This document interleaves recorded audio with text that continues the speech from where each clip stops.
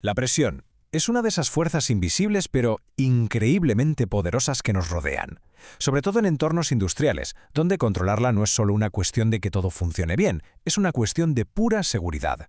Así que vamos a desglosar qué es exactamente y, claro, cómo la medimos. Pensemos, por ejemplo, en esta caldera industrial. Ahí dentro se están generando unas fuerzas enormes. Para poder manejar una máquina así con seguridad, es fundamental tener un conocimiento súper preciso de lo que pasa en su interior. Y todo empieza por entender el lenguaje de la física.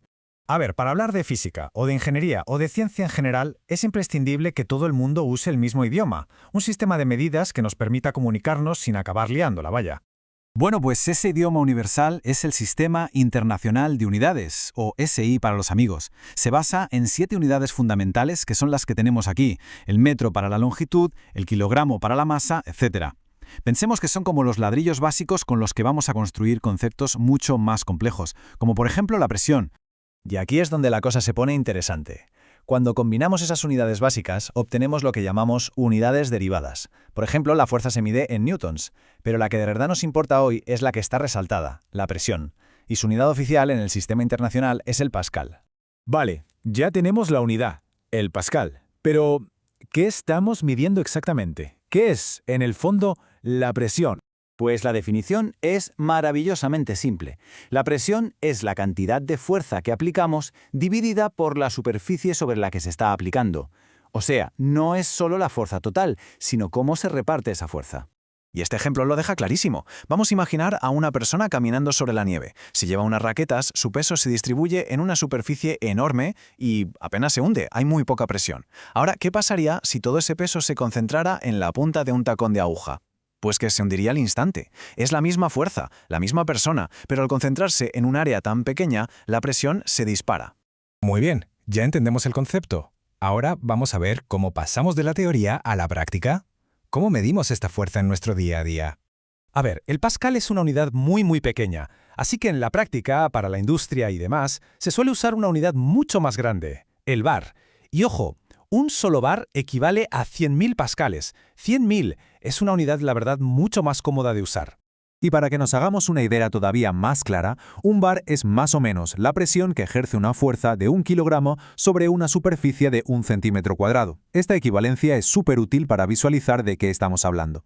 Y claro, como no todo el mundo usa el mismo sistema, en el mundo anglosajón nos encontramos con el PSI. Son las siglas de Pounds per Square Inch, o sea, libras por pulgada cuadrada. Pues bien, un bar son casi 15 PSI. Es vital conocer estas conversiones para no confundirnos. Y fijaos, así es como estas unidades aparecen en el mundo real. Estos son manómetros, los instrumentos que miden la presión. Uno mide en bares, el otro en kilopascales. Cada uno está pensado para una aplicación concreta, desde la rueda de un coche hasta un reactor químico. Vale, hasta ahora hemos hablado de la presión que hay dentro de las máquinas, pero hay una presión que nos afecta a todos, constantemente, estemos donde estemos, y es la presión de la propia atmósfera. Pues sí, tal cual. La presión atmosférica es, literalmente, el peso de toda la columna de aire que tenemos sobre la cabeza. Es una masa de gas que nos envuelve y que ejerce una fuerza sobre todo lo que hay en la Tierra. Y aunque no la notemos, es una fuerza inmensa. ¿Y cómo se midió esto por primera vez? Pues gracias al genial experimento de Torricelli. Lo que hizo fue llenar un tubo de mercurio, darle la vuelta sobre una cubeta y vio que el mercurio no se vaciaba del todo. La columna bajaba solo hasta unos 760 milímetros. ¿Y por qué? Pues aquí viene lo bueno. La presión del aire sobre la cubeta era tan fuerte que sostenía el peso de toda esa columna de mercurio. Entonces, el punto clave es este. A nivel del mar, esa presión atmosférica estándar equivale a todas estas cifras. Unos 1013 bares, que es casi 1 kilo por centímetro cuadrado, o 14,7 psi. Todas estas unidades que hemos estado viendo en realidad describen lo mismo, el peso del aire que tenemos encima. Y esto nos lleva a la distinción final, que es quizá la más importante de todas para no cometer errores al leer un instrumento. La diferencia entre lo que es la presión absoluta y la presión relativa.